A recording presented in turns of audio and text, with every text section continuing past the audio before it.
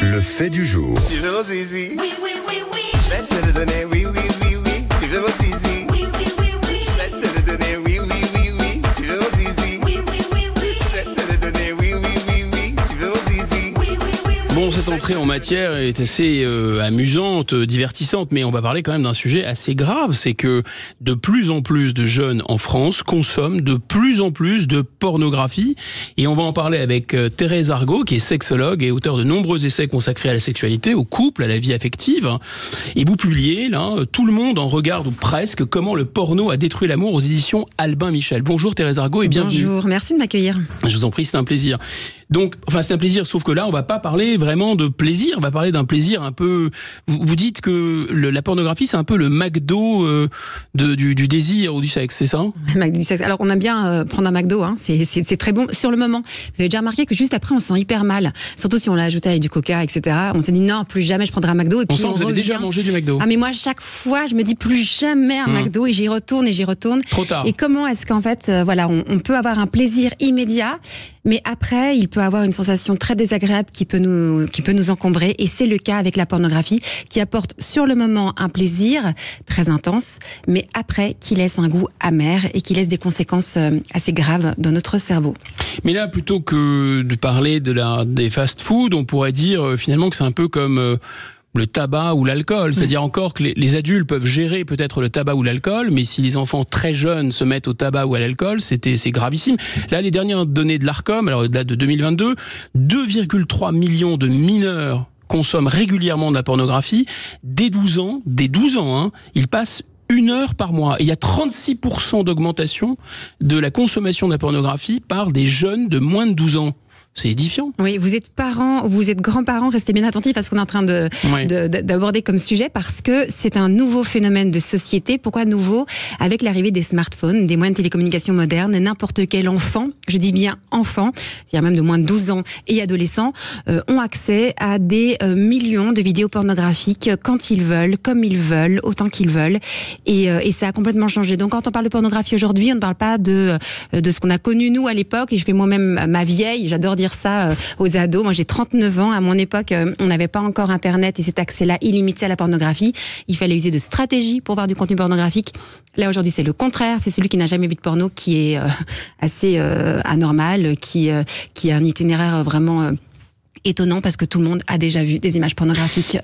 Et vous dites dans votre livre que c'est plus le porno mignon du samedi soir. Bon, porno mignon du samedi soir, c'était sur des chaînes cryptées, on voyait pas toujours tout très bien.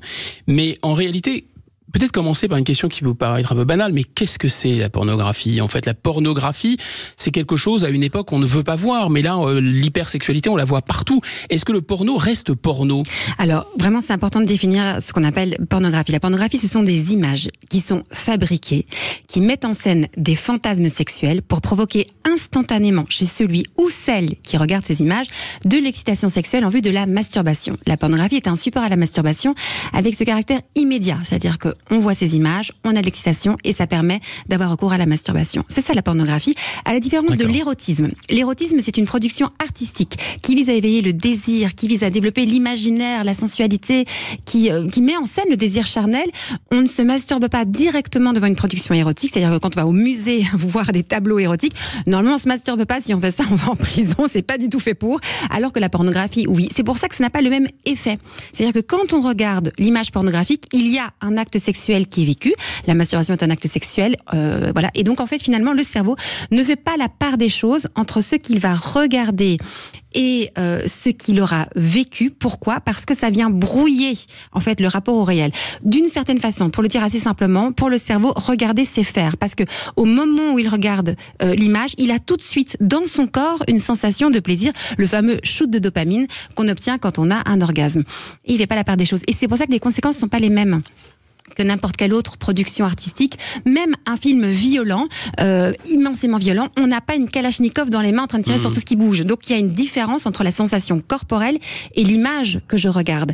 Et ici, la frontière, eh bien, elle est floue, elle est même de plus en plus floue, puisqu'en plus on peut parler de tout ce qui se produit actuellement avec des casques de réalité virtuelle, etc. Ah oui, donc, finalement, on est au début de tout ça, mais ça arrive vraiment de plus en plus. Et donc voilà, c'est pour dire que ces images ne sont pas sans conséquences et que faire la part des choses, c'est est quasi impossible pour les enfants et les adolescents. Donc ce que vous dites, c'est que de toute façon, même pour les adultes, c'est pas nécessairement très sain. Il y a un côté un peu dérivatif à une sexualité qui implique quoi ? Qui implique l'autre, qui implique la véritable le partage, qui est l'acte sexuel avec un autre adulte consentant. Oui.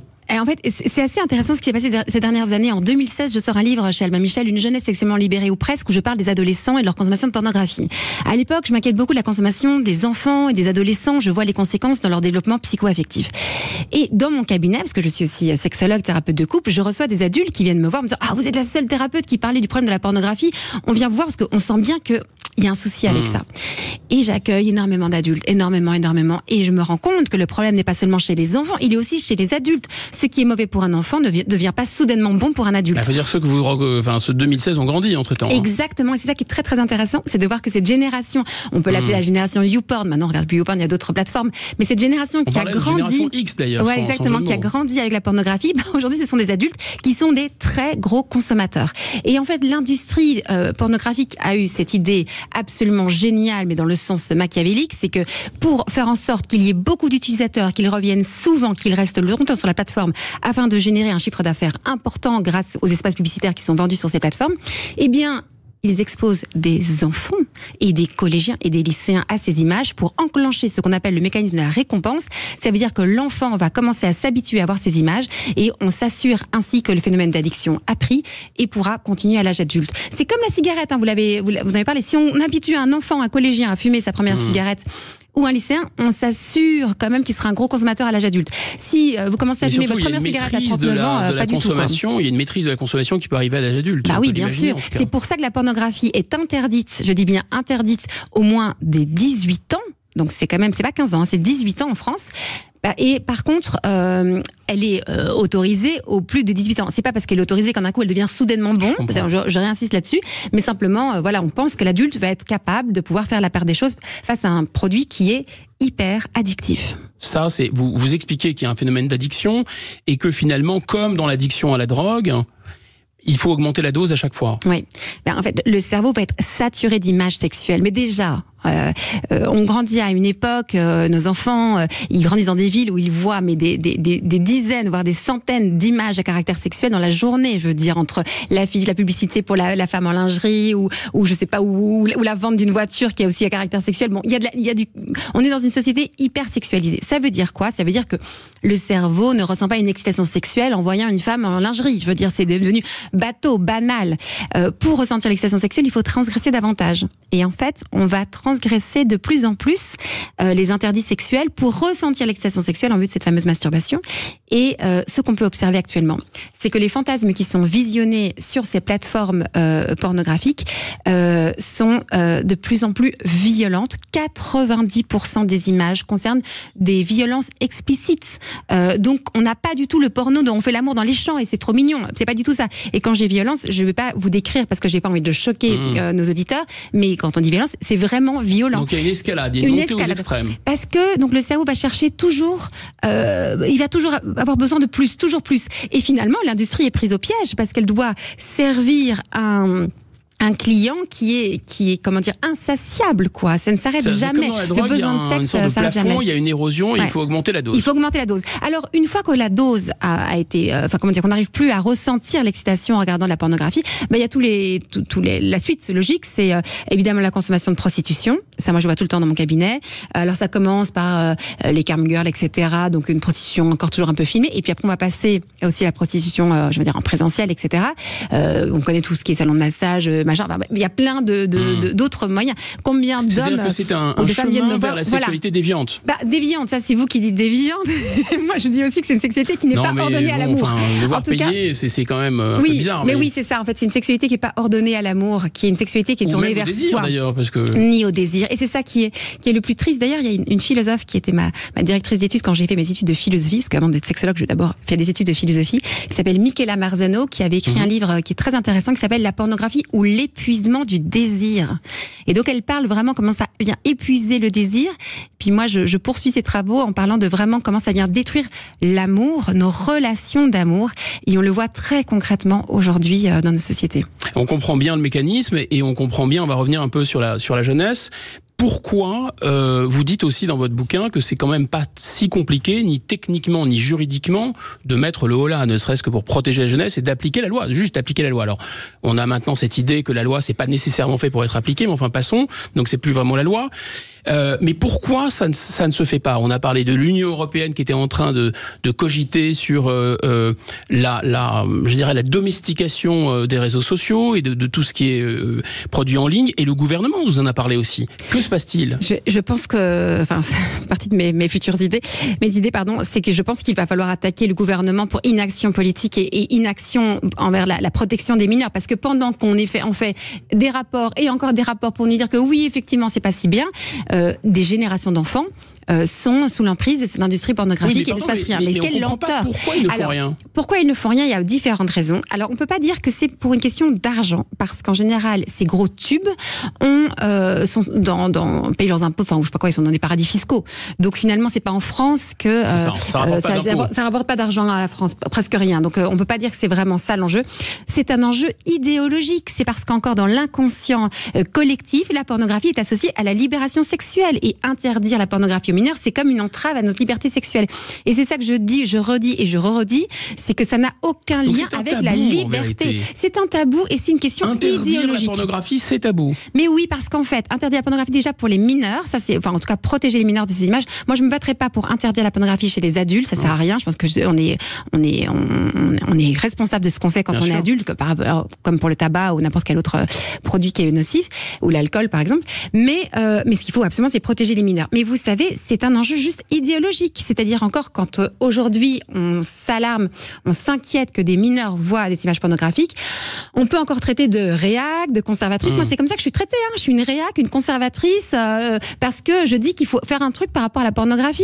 Et j'ai pas le soutien massif des féministes, des néo-féministes actuellement, parce que quand même tout ça est associé à l'univers de la libération sexuelle, et on n'attaque pas un symbole de libération sexuelle. Et moi, je vous dis que ça n'a rien à voir avec la libération sexuelle. C'est juste au contraire, c'est tout le contraire. Et c'est parce que moi, je suis très pro-sexe et pro-liberté sexuelle que je suis anti-pornographie pour les mineurs, parce que ça vient déformer leur rapport à la sexualité et ça les empêche d'avoir une sexualité qui soit libre, qui soit heureuse, qui soit épanouie et qui se vive aussi dans le grand plaisir. Qu'est-ce que vous voyez dans vos cabinets des jeunes, des gens très très jeunes qui sont... Je me souviens d'avoir lu ça sous votre plume, une jeune fille de 11 ans qui disait... non, c'est terrifiant, allez-y, racontez. Oui, non, j'ai plein d'histoires, évidemment, des très jeunes, des enfants moins de 10 ans, des jeunes adolescents, et puis alors des adultes. Ce qui me frappe le plus, c'est que tu ne peux jamais, quand je dis jamais, c'est jamais imaginer ce qu'un enfant ou un adolescent ou un adulte vit dans sa sphère intime et sexuelle. Ça veut dire que tu peux pas te dire au faciès, ah ben alors là, c'est sûr qu'il regarde du porno, ou elle, c'est sûr qu'elle en regarde. Tu ne peux pas savoir. Et donc, tu vois en consultation des enfants, mais tu donnerais le bon Dieu sans confession. Tu vois des adultes, vraiment le bon père de famille, la mère de famille parfaite et tout, qui regardent du porno ultra trash. Leur jeu, quoi. Mais ils cachent tellement bien leur jeu. Et c'est pour ça qu'on doit en parler publiquement, parce que c'est une drogue qui ne se voit absolument pas, et tu ne peux jamais savoir si ton enfant en regarde ou pas, juste comme ça, avec quelques petites impressions. Il faut absolument en parler. Il y a un lien entre cette montée en puissance de la consommation de pornographie chez les jeunes et ce problème du consentement? Mais évidemment qu'il y a un lien. Et c'est pour ça que moi, consentement à la sexualité. Je n'en peux plus. Ça fait 20 ans que je fais ça, parce que je fais ça depuis toujours. Chaque semaine, je suis dans des lycées en France et à l'étranger pour aller faire de l'éducation affective, relationnelle et sexuelle chez les adolescents. Et je leur parle systématiquement du consentement. Mais il y a quoi devenir fou? Ils sont biberonnés au porno, où évidemment c'est la culture du viol qui est représentée, et en même temps dans une société où on dit que le consentement c'est indispensable.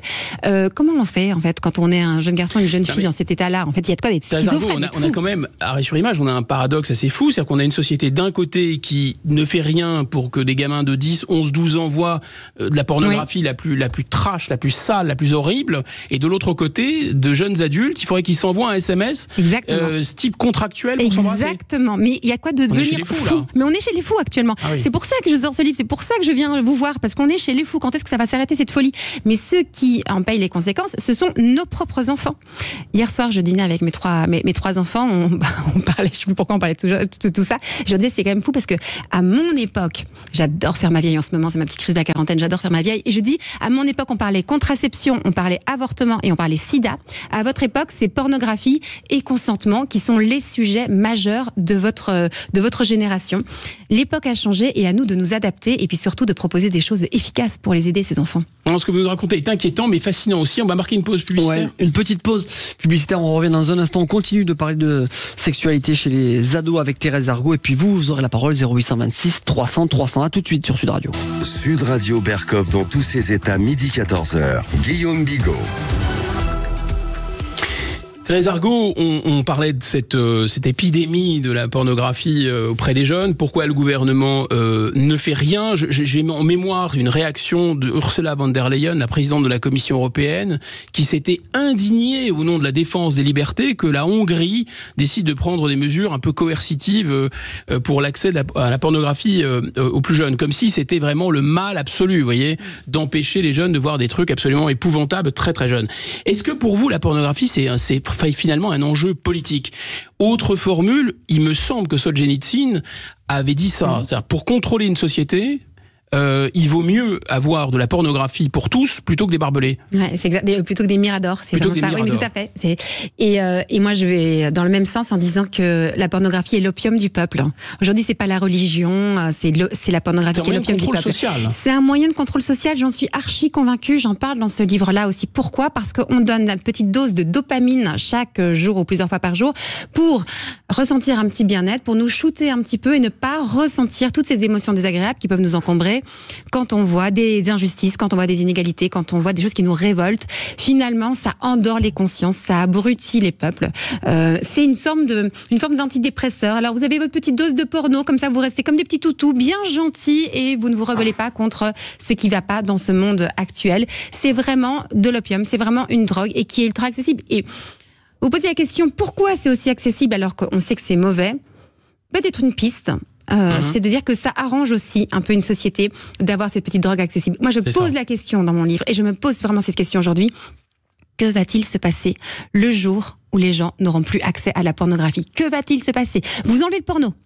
Qu'est-ce qui va se passer chez les adultes, chez les enfants? Ils vont être en manque de quelque chose. Qu'est-ce qui risque de il y a beaucoup d'opium du peuple en réalité, hein, les tranquillisants, plus le porno, plus les réseaux sociaux, ça fait beaucoup. Ça fait beaucoup, et donc ça veut dire aussi qu'on a besoin en fait que tout le monde se tienne bien pour maintenir l'état actuel. Alors que donc voilà, en tout cas c'est sûr et certain qu'il y a une dimension politique. Il ne faut pas du tout se voiler la face.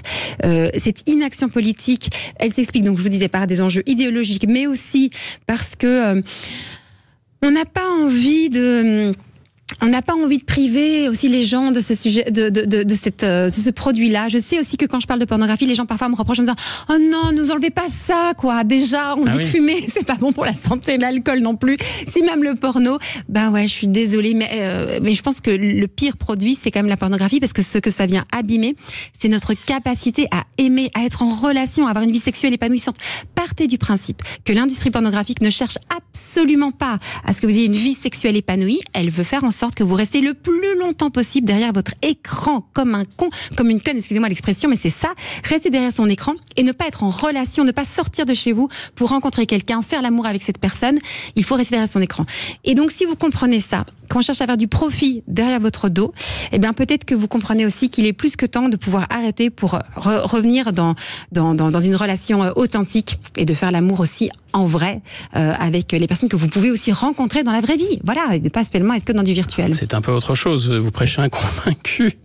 Mais en fait, ça me fait penser à ce bouquin aussi de Pascal Bruckner sur le sacre de la pantoufle. C'est-à-dire, il y a une sorte de paresse, il y a un individualisme. Est-ce que la pornographie, c'est pas la sexualité d'individus qui sont devenus une espèce de monades qui sortent à peine de chez eux. Enfin, on voit bien que les gens se font livrer la nourriture chez eux. Oh, mais c'est le dernier dossier de Libération qui est sorti sur la sexualité des Français, avec ce sondage qui montrait que les Français n'avaient jamais aussi peu fait l'amour qu'à notre époque. Et notamment particulièrement les jeunes. Exact. Et la pornographie a directement un impact. Il y a d'autres impacts aussi, puisqu'on parlait de santé mentale. Mais moi, je pense que la pornographie agit très négativement sur la santé mentale des jeunes. Donc, il faut aussi associer cette surconsommation avec la santé de nos adolescents et de nos étudiants. Mais on voit aussi que directement, il y a moins de relations sexuelles. Je vous conseille, je vous le disais en off, de regarder le dernier spectacle de Florence Foresti. Elle en parle avec énormément d'humour. Ça fait du bien. Mais de ce phénomène-là, elle disait que, voilà, les jeunes aujourd'hui apprennent par le porno, la sexualité, alors que nous, à notre époque, et très drôle. Elle dit qu'on apprenait sur le terrain, mais c'est pas la même chose et ça n'a pas les mêmes conséquences, voilà, dans la vie des individus. Donc c'est pour ça que c'est un vrai sujet et il faut en parler à ses enfants ou à ses petits-enfants. Ça peut pas être un sujet tabou. C'est pas parce que ça concerne la sexualité et c'est pas parce que c'est sur nos écrans qu'en un coup on doit se taire. Au contraire, c'est un sujet de société qui mérite qu'on en débatte. Je retiens cette idée qu'il y a une sorte d'anesthésie dans la diffusion de la pornographie, d'enfermement de l'individu dans lui-même. Et vous disiez tout à l'heure, la pornographie, c'est masturbatoire, c'est des finalités masturbatoires. Donc c'est pas très fécond, sans faire de mauvais jeu de mots. Et en fait, en réalité, il y a presque une analogie avec ce qui se passe sur le plan politique. C'est-à-dire, cliquer dans son coin pour se donner bonne conscience, c'est quand même pas la même chose que d'aller à une manifestation, de militer dans un parti politique, de se présenter à des élections. Enfin, il y a quelque chose d'actif ou de fécond en rencontrant l'autre et en transformant le monde. Tandis que là, on reste dans son coin, quoi, avec ses fantasmes. Oui, et c'est pour ça que c'est tout à fait symptomatique de notre génération, de notre société. Et donc, effectivement, c'est vraiment le côté individualiste. Et alors, comment est-ce qu'on a transformé la sexualité en un produit de consommation comme un autre? D'ailleurs, on a cette expression absolument horrible qu'on dit, on fait du sexe. Comme si on faisait du tennis, du basket, du sexe. Et c'est devenu comme ça une espèce de sport ou de choses. Et on peut acheter, voilà, des produits, des services sexuels de plus en plus tôt, puisqu'en fait, on est... Finalement, la pornographie, quand on en parle, il faut quand même redire les choses. Il s'agit quand même de prostitution filmée. Et c'est l'univers de la prostitution. Ça veut dire la marchandisation du corps humain et la marchandisation du sexe. C'est de ça dont il s'agit. Il peut y avoir des abus, mais tous les acteurs ou les actrices pornographiques ne sont pas des ce qu'on appelle les travailleurs du sexe. C'est pas pour ça qu'ils sont forcés. Ils peuvent le faire avec justement une certaine forme de liberté. Mais c'est quand même cet univers-là dont on parle. Hein. C'est l'univers de la marchandisation du corps humain et la marchandisation de la sexualité qui est devenu, je vous dis, ce produit de consommation comme un autre. Et en cela, voilà, on perd ce sens de la relation, de l'amour, qui est pourtant ce qui fait notre humanité. En un mot, comment on sort de cet enfer de l'addiction à la pornographie? Alors, on en sort de façon relativement simple, en tout cas c'est ce que je pense et c'est ce que je vous partage dans ce livre. Pourquoi simple? Parce qu'il faut juste retrouver sa lucidité. Comment est-ce qu'on en sort? C'est en reprenant conscience que ces produits ne nous fait pas du bien, qu'on n'a jamais vraiment voulu en regarder et que finalement on a été sous l'emprise de cette industrie parce que très tôt on nous a exposé à ces images. Et je vais le dire parce que c'est de ça dont il s'agit. C'est on en sort le jour où on comprend que d'une certaine façon on a été abusé sexuellement par cette industrie quand on était enfant, collégien ou lycéen pour la majorité d'entre nous. Et le jour où on reprend conscience qu'on a d'abord été victime d'une industrie qui cherche à faire du profit, on peut à ce moment-là reconnaître sa liberté. Voilà, victime, et après reprendre sa responsabilité en disant maintenant je veux plus être victime de cette industrie, je décide de m'en libérer définitivement. Et c'est possible. Merci infiniment Thérèse Argot. Merci à vous d'en parler. Auteur de Tout le monde en regarde ou presque, comment le porno a détruit l'amour aux éditions Albin Michel, une saine lecture. Merci.